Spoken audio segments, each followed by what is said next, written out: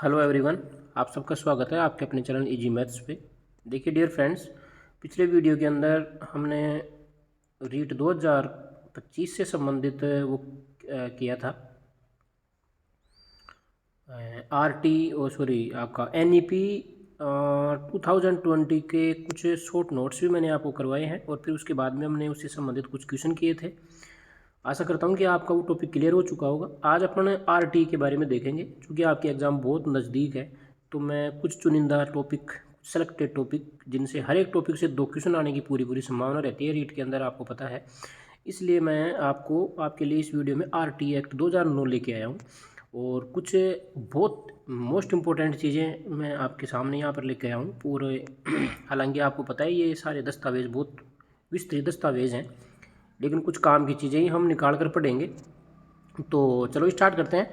आपका RT 2000 act 2009 यानी कि अनिवार्य बाल शिक्षा का अधिकार अधिनियम 2009 है ये, राइट टू एजुकेशन एक्ट 2009। ठीक है, तो यहाँ पर देखो, सबसे पहले अगर हम बात करें कि 86वें संविधान संशोधन अधिनियम हुआ था 2002 में, उसके तहत निःशुल्क एवं अनिवार्य बाल शिक्षा का अधिकार अधिनियम 2009 को 1 अप्रैल 2010 को संपूर्ण भारत में एक जम्मू कश्मीर को छोड़कर, है ना, जम्मू कश्मीर को छोड़कर संपूर्ण भारत के अंदर 1 अप्रैल 2010 को ये लागू किया गया था। ये आप याद रखें।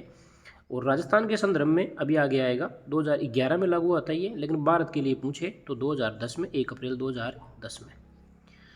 भारत निःशुल्क एवं अनिवार्य बाल शिक्षा का अधिकार अधिनियम लागू करने वाला विश्व का 135वां देश है। इससे पहले 134 देशों ने ये लागू कर चुके हैं। जम्मू कश्मीर में 31 अक्टूबर 2019 से आरटी यहाँ पर भी लागू कर दिया गया है। देखो, इसके बारे में कुछ दे रखा है यहाँ पर कि सबसे पहले इसका जो गठन हुआ था वो कैसे हुआ था। तो सबसे पहले राज्यसभा द्वारा आरटी पारित करवाया गया और वो करवाया गया 20 जुलाई 2009 को। उसके बाद में लोकसभा द्वारा आरटी पारित हुआ, वो हुआ 4 अगस्त 2009 को। यानी कि 20 जुलाई को तो ये यहाँ पर पेश किया गया राज्यसभा में, यहाँ से इसको परमिशन मिली, और लोकसभा से जो इसको परमिशन मिली थी वो 4 अगस्त 2009 को मिली थी। राष्ट्रपति ने अपने साइन इस पे किए थे, वो किए थे 26 अगस्त 2009 को, और आरटी पूर्ण रूप से लागू हो गया था 1 अप्रैल 2010 को। ये चारों डेट इंपॉर्टेंट है, आप याद रखें। वर्तमान के अंदर अगर हम बात करें तो इसमें 7 तो अध्याय हैं और 39 धाराएँ और 1 अनुसूची है। देखो, ये हर एक अध्याय में कुछ धाराएँ हैं, ठीक है ना, इस प्रकार से ये मिलकर बना है। तो अपन अध्यायवार पढ़ते हैं। अब देखो, अध्याय 1, इस अध्याय का नाम है प्रारंभिक, और ये सबसे छोटा अध्याय भी है ना। ये आरटी का सबसे छोटा अध्याय है, पहला अध्याय, और इसमें केवल 1 और 2 धाराएँ सम्मिलित की गई हैं। इसके बाद में अध्याय 2 में बताया गया है निःशुल्क एवं अनिवार्य शिक्षा का अधिकार, इसके बारे में चर्चा की गई है, और इसमें धाराएँ आती है 3 से 5। आप ये जरूर याद कर लेना कि पहले अध्याय में कौन कौन सी धाराएँ आती है, दूसरे में कौन कौन सी धाराएँ आती हैं, और कौन सा अध्याय किससे संबंधित है ना, ये आप याद करना। तीसरा जो अध्याय है फ्रेंड्स, वो है आपका समुचित सरकार, स्थानीय प्राधिकारी और माता पिता के कर्तव्य। ये 3 चीज़ें इस अध्याय में बताई गई हैं, और इन 3 चीज़ों को बांट दिया 6 से लेके 11 तक की धाराओं के अंदर। चौथा है आपका, चौथे अध्याय के अंदर विद्यालय और शिक्षकों के बारे में बताया गया है। ठीक है, ये थोड़ा की पॉइंट है, की वर्ड हैं ये, इनको आप जरूर याद रखें। और चौथे अध्याय में 12 से 28 तक की धाराएँ सम्मिलित की गई है। 5वें अध्याय में अगर हम बात करें तो 5वें अध्याय के अंदर प्रारंभिक शिक्षा किस प्रकार से हो और उसका क्या पाठ्यक्रम बनाया जाए और उसको किस प्रकार से पूरा किया जाए, ये 5वें अध्याय के अंदर बताया है। और 5वें अध्याय में 2 ही धाराएँ हैं, 29 और 30। छठा अध्याय है बालकों के अधिकार संरक्षण से संबंधित है ये, और इसमें धाराएँ हैं 31, 32, 33 और 34। लास्ट का अध्याय है, और ये जो अध्याय है आपका, ये प्रकीर्ण अन्य मुख्य बातें, और जो शेष बातें रह गई है आरटी के, वो सारी बातें अध्याय 7 में डाली हैं। और अध्याय 7 के अंदर जो धाराएँ आती हैं वो आती हैं 35 से 39। अब हम अध्यायवार विस्तृत अध्ययन करेंगे कि कौन से अध्याय में क्या चीज़ बताई है, ठीक है, और मतलब कौन सी धारा में क्या चीज़ है, ये अपन विस्तार से देखेंगे। अब जैसा कि मैंने बताया फ्रेंड्स कि सबसे छोटा जो अध्याय है वो है पहला, और सबसे बड़ा अध्याय जो है ना वो चौथा अध्याय है, ये भी आप ध्यान रखें। तो अध्याय 1 में धारा पहली है, एक और दो धाराएं आती है इसमें। तो पहली धारा में देखो क्या क्या लिखा गया है। इस आरटी का संक्षिप्त नाम है, इसका विस्तार और इसका प्रारंभ कब किया गया, ये चीज़ें। नाम है निःशुल्क एवं अनिवार्य बाल शिक्षा का अधिकार अधिनियम 2009, और विस्तार संपूर्ण भारत में जम्मू कश्मीर को छोड़कर उस टाइम में 1 अप्रैल 2010 को ये लागू कर दिया गया था। 2019 से हालांकि जम्मू कश्मीर में भी लागू हो चुका है, याद रखें। दूसरी धारा के अंदर बताई गई ये परिभाषाएं, जो भी आरटी के अंदर जो शब्दावली है उनकी परिभाषाएं, उनको विस्तार रूप से समझाया गया है। और बालक 6 से 14 वर्ष के बालकों एवं बालिकाओं को दोनों को मुफ्त में शिक्षा दी जाएगी, ये इसमें कहा गया है। हालांकि आज अपन NEP 2020 में तो ये पढ़ते हैं कि 3 से लेकर 18 तक के बालक बालिकाएं निःशुल्क पढ़ेंगे। अब ये चेंजेज हो गया है इसमें, तो अब आप ध्यान रखें। अध्याय 2 में देखिए, अध्याय 2 में धारा 3, तो दूसरे अध्याय में जो धारा तीसरी आती है उसमें क्या बताया गया है कि 6 से 14 वर्ष के बालकों को पास के विद्यालय में निःशुल्क एवं अनिवार्य प्रारंभिक शिक्षा प्राप्त करने का अधिकार है। यानी कि प्रत्येक बच्चे को अपनी शिक्षा प्राप्त करने का अधिकार है, 6 से लेकर 14 वर्ष तक के बालकों को, ये धारा 3 में कहा गया है। धारा 4 के अंदर आपको बताया गया है कि अनामांकित या स्कूल बीच में छोड़ चुके बच्चों को उनकी आयु के अनुसार कक्षा में प्रवेश मिलेगा, तथा ऐसे बालकों को अन्य बालकों के समान रहने के लिए भी प्रशिक्षण प्राप्त करने का अधिकार होगा। यानी कि जो ड्रॉप आउट बच्चे हैं, जो बीच में स्कूल छोड़ देते हैं या उनका नाम ही नहीं लिखाया गया, जैसे कोई मान लो कोई बच्चा है और वो 7 वर्ष का है, अभी स्कूल में गया ही नहीं है, तो उसको दूसरी कक्षा में प्रवेश दिया जाएगा, ठीक है। और बच्चों के समान उसको आने के लिए, यानी कि और बच्चों में जितना और बच्चों को नॉलेज है उतना नॉलेज उसको देने के लिए अतिरिक्त प्रशिक्षण भी प्राप्त उसको मतलब दिया जाएगा। फिर देखो धारा 5 है आपकी, प्रत्येक बालक को प्रारंभिक शिक्षा पूर्ण करने तक एक विद्यालय से दूसरे विद्यालय में स्थानांतरण का भी अधिकार होगा। कहने का मतलब बालक एक ही विद्यालय में अगर वो पढ़ना चाहे, अगर वो विद्यालय छोड़ना चाहे, किसी दूसरे विद्यालय में एडमिशन लेना चाहे, तो उसको छूट होगी। ये धारा 5 में बताया गया है। अध्याय 3 आता है अब, और अध्याय 3 में धारा पहली है छठी धारा के अंदर बोला गया है कि आरटी लागू होने के 3 वर्षों के अंदर ऐसे स्थान पर विद्यालय स्थापित किए जाएंगे जहां विद्यालय नहीं है, ठीक है, ये आप याद रखें। यानी कि विद्यालयों की स्थापना के बारे में धारा 6 में बोला गया है। धारा यहाँ पर देखो धारा आपकी 7वीं धारा यहाँ पर छूट गई है फ्रेंड्स। तो यहाँ पर धारा 8वीं देखिए, धारा 8वीं के अंदर समुचित सरकार के क्या क्या कर्तव्य होंगे वो बताया गया है। धारा 9 में स्थानीय प्राधिकारी के क्या कर्तव्य होंगे। स्थानीय प्राधिकारी का मतलब जो भी स्थानीय अधिकारी होते हैं, जैसे अपने CBO है, प्रधानाचार्य हैं, इनके कर्तव्य इसमें दिए गए हैं। माता पिता एवं संरक्षक का कर्तव्य ये धारा 10 में दिया गया है। माता इम्पोर्टेंट है, ये प्रश्न ऐसे आ सकता है कि माता पिता और संरक्षण के कर्तव्य RT की कौन सी धारा में है, तो यह को ध्यान होना चाहिए कि धारा 10 में बताया गया है कि माता पिता और संरक्षक के क्या कर्तव्य है कि बालकों को निःशुल्क एवं अनिवार्य शिक्षा प्रदान वो करवाएं। इसके बाद में ये देखो धारा 7 अपनी वहाँ छूट गई थी, ये यहाँ पे है धारा 7। धारा 7 में भी देख लो क्या लिखा हुआ है। धारा 7 में RT के संबंध में केंद्र और राज्य सरकार कितने कितने पैसे खर्च करेगी उसका अनुपात दे रखा है आपको। तो ये जो अनुदान है ये वर्तमान में 60:40 है। यानी कि केंद्र सरकार अगर 60 रुपये देती है तो राज्य सरकार 40 रुपये देगी। और जो पूर्वोत्तर राज्य हैं, जितने भी पूर्वोत्तर राज्य हैं उनमें जो है, जैसे सिक्किम, मेघालय, मिजोरम, ये पूर्वोत्तर राज्य, उनमें ये जो अनुपात होगा वो 90:10 होगा। यानी कि केंद्र सरकार तो 90 और राज्य सरकार वहाँ की 10 ही देगी, ये इसका अनुपात है, आप याद रखें। धारा 10 के अंदर हमने यहाँ पर कुछ छोड़ दिया था। धारा 10 में देखो ध्यान से, धारा 10 के अंदर, ये धारा 10 का नहीं है, अपन ने विद्यालय की स्थापना पढ़ी थी। अभी हमने विद्यालय की स्थापना पढ़ी थी, ये धारा 6 के अंदर लिखे हुए हैं, है ना। धारा 6 में विद्यालय कैसे स्थापना की जाएगी, विद्यालयों की कहाँ कहाँ की जाएगी, ये धारा 6 के अंदर है। और ये धारा 6 का ही पार्ट है, ये आप थोड़ा एडजस्ट कर लेना कि प्रत्येक 1 किलोमीटर के क्षेत्र में एक प्राथमिक विद्यालय होगा और प्रत्येक 2 किलोमीटर के क्षेत्र में एक UPS स्कूल होगा, स्थापित किया जाएगा। ये धारा 6 के अंदर है, विद्यालयों की स्थापना। धारा 11 में देखो क्या लिखा हुआ है कि 3 से 6 वर्ष के बालकों के लिए विद्यालय पूर्व शिक्षा प्रदान करने की व्यवस्था समुचित सरकार के द्वारा की जाएगी। विद्यालय पूर्व शिक्षा एवं देख रेख आंगनबाड़ी, जो भी अपने स्कूलों के अंदर आंगनबाड़ी होते हैं उनके बारे में कहा गया है, और उनके बारे में आपको पता है 3 से 6 वर्ष के बालक वहाँ पर पढ़ते हैं, तो ये सरकार इनकी व्यवस्था करेगी, ये इसमें बोला गया है। अध्याय 4 के अंदर धारा 12, ठीक है, अध्याय 4 में धारा 12 आती है, सबसे बड़ा अध्याय है। तो यहाँ पर देखेंगे अपन कि धारा 12 में निजी विद्यालयों में भी कमज़ोर वर्ग के बालकों को 25%, बहुत इंपॉर्टेंट है, प्रश्न आ सकता है कि मतलब कितने प्रतिशत, 25% बच्चों को हर स्कूल के अंदर यह आरक्षण है। आपको पता है आरटी के थ्रू एडमिशन होता है प्राइवेट स्कूलों के अंदर भी, और सरकारी स्कूलों में भी ये ऑनलाइन एडमिशन होते हैं। 25% बच्चे, यानी कि एक क्लास में जितने बच्चे हैं उनका 25% बच्चे आप उनको आरक्षण दिया जाता है। तो ये धारा 12 में है, ये आप 25% धारा 12, इस प्रकार से आप थोड़ा की पॉइंट याद रखो इनके।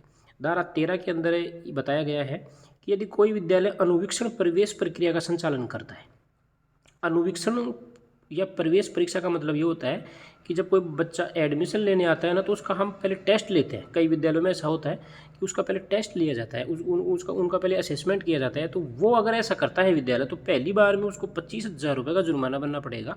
आगे भी अगर वो ऐसा काम करता है दोबारा भी, तो उसको 50,000 का जुर्माना लगाया जाएगा। यदि कोई विद्यालय बालक से प्रति व्यक्ति फीस लेता है, तो उस विद्यालय पर फीस का 10 गुना जुर्माना लगाया जाएगा। ये सारी चीज़ें धारा 13 में लिखी हुई हैं, आप याद रखें। धारा 14 के अंदर बताया गया है कि जो प्रारंभिक शिक्षा में प्रवेश के लिए जन्म प्रमाण पत्र या कोई अन्य दस्तावेज आयु के आधार पर मान्य होगा। यानी कि प्रारंभिक शिक्षा में अगर कोई बच्चा स्टार्टिंग में उसको एडमिशन दिलाते हैं पेरेंट्स, तो वहाँ पर अगर उसका जन्म प्रमाण पत्र है तो ठीक है। अगर लेकिन आजकल क्या है कि आरटी के अंदर ये भी अलाउ कर दिया है कि कोई भी अगर दस्तावेज नहीं भी है, तो माँ बाप जितना बोलेंगे, पेरेंट्स जितनी डेट ऑफ बर्थ बताएंगे, उसी के आधार पर उसको एडमिशन मिल जाएगा। ऐसा कुछ भी नहीं है। परंतु किसी बालक की आयु के सबूत न होने पर विद्यालय में प्रवेश से मना नहीं किया जा सकता, ये बात है। ये धारा 14 के अंदर, यानी कि बालक का प्रवेश धारा 14 में लिखा गया है। बालक को विद्यालय में प्रवेश सरकार के द्वारा निर्धारित की गई तिथि के अनुसार ही दिया जाएगा, लेकिन किसी भी परिस्थिति में बालक को विद्यालय प्रवेश से वंचित नहीं किया जाएगा। यानी कि अपने को पता है कि भाई जुलाई में प्रवेश स्टार्ट होते हैं, तो पूरी जुलाई प्रवेश चलते हैं, लेकिन इसका मतलब ये नहीं है कि अगर बच्चा मान लो अक्टूबर में आ रहा है प्रवेश लेने, तो उसको अपन मना नहीं कर सकते, ठीक है। ये धारा 15 के अंदर लिखा गया है। धारा 16 में आप लिखा गया है कि प्राथमिक शिक्षा में किसी भी बालक को फेल नहीं किया जाएगा, यानी कि 1 से 8 तक के बच्चे हैं उनको फेल नहीं किया जाएगा, और न ही बालक को विद्यालय से निकाला जा सकता। ये धारा 16 में बोला गया है। और नोट, यहाँ पर एक नोट है, वो पढ़िए। निःशुल्क और अनिवार्य बाल शिक्षा का संशोधन विधेयक 2019 का संबंध डिटेंशन पॉलिसी से है, अर्थात बालक को प्राथमिक शिक्षा में भी फेल किया जा सकता है। 2019 के अंदर एक विधेयक पारित हुआ था, और उसमें इस नियम के अंदर आरटी का जो नियम है, ये जो धारा है ना कि भाई किसी भी बच्चे को फेल नहीं किया जा सकता, इसमें थोड़ा लचीलापन लाया गया और इसमें थोड़ा संशोधन किया गया और बोला गया कि अब किसी भी बच्चे को फेल भी किया जा सकता है प्राथमिक शिक्षा में, और उसको कक्षा में रोका भी जा सकता है।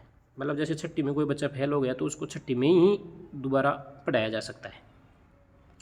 धारा 17 में आपको बोला गया है कि बालक को शारीरिक और मानसिक रूप से प्रताड़ित नहीं किया जाएगा और न ही अपमानजनक शब्दों का प्रयोग किया जाएगा। ये यानी कि ये एक प्रकार से, वरना फिर अनुशासनात्मक कार्रवाई की जा सकती है किसी भी कर्मचारी के प्रति, ऐसा नहीं होना चाहिए। ये धारा 17 में कहा गया है। और धारा 18 के अंदर बोला गया है कि कोई भी विद्यालय सरकार की मान्यता के बिना संचालित और स्थापित नहीं किया जा सकेगा। अगर ऐसा इस मतलब आज्ञा का अगर उल्लंघन करेगा कोई, तो उसको 1,00,000 रुपये का जुर्माना देना पड़ेगा, और अगर वो बार बार उल्लंघन करता है तो प्रतिदिन 10,000 रुपये के हिसाब से उसको जुर्माना बनना पड़ेगा। तो ये धारा 8 में है, आप इनको याद कर लेना।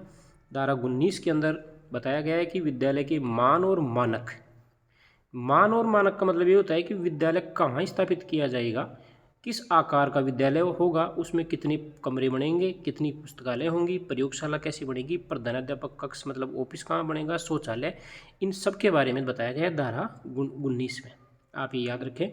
धारा 20 के अंदर बताया गया है कि केंद्र सरकार आरटी में संशोधन कर सकती है। आरटी में कोई भी अगर कोई गड़बड़ होती है या कोई भी हमें संशोधन करने की ज़रूरत पड़े तो केंद्र सरकार यहाँ पर जो है अमेंडमेंट कर सकती है, संशोधन कर सकती है। सिर्फ केंद्र सरकार ही कर सकती है, राज्य सरकार ये संशोधन नहीं कर सकती।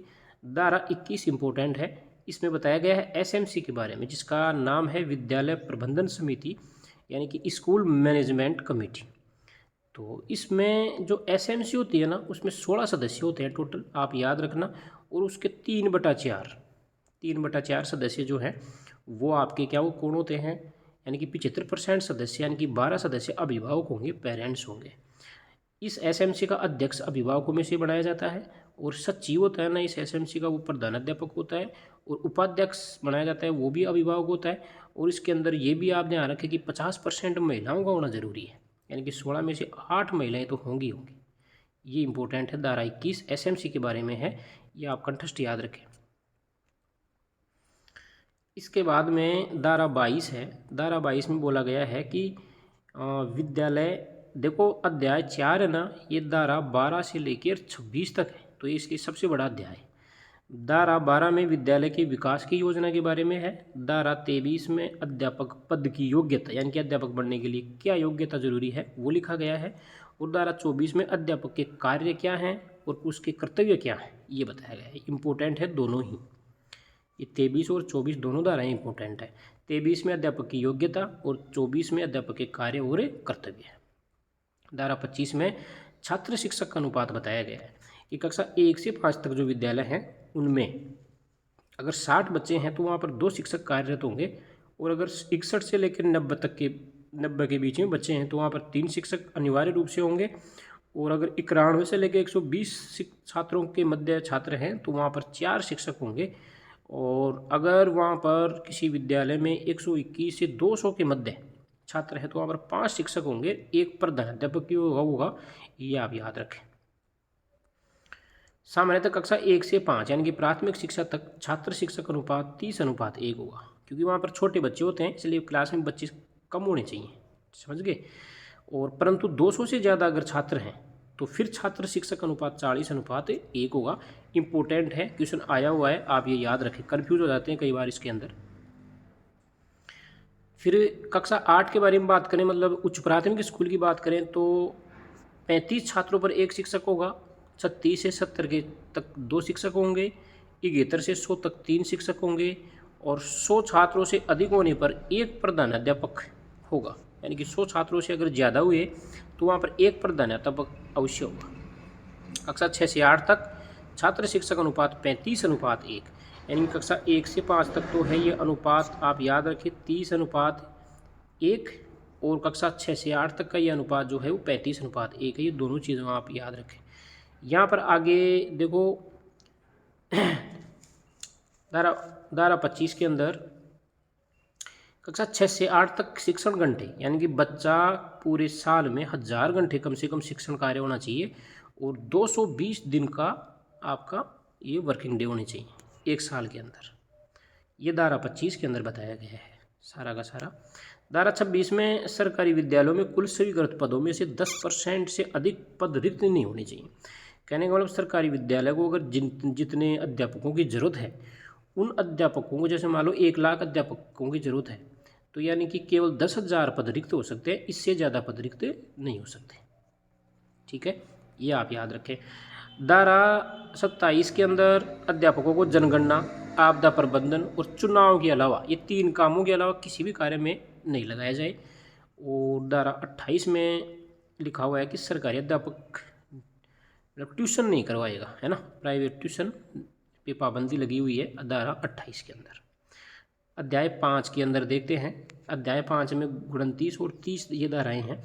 इनमें देखो 29वीं धारा में बोला गया है कि पाठ्यक्रम और मूल्यांकन की क्या प्रक्रिया होगी, किस प्रकार से बच्चों का पाठ्यक्रम तैयार किया जाएगा और पूरी साल भर उनका मूल्यांकन किस प्रोसेस से किया जाएगा, ये है 29 के अंदर।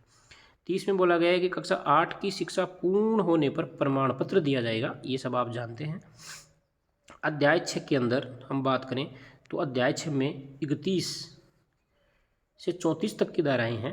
तो धारा 31 के अंदर बालक अधिकार संरक्षण अधिनियम 2005 के अनुसार बालकों के अधिकारों की रक्षा करने के लिए राष्ट्रीय स्तर पर एक राष्ट्रीय बाल अधिकार संरक्षण आयोग की स्थापना की जाएगी।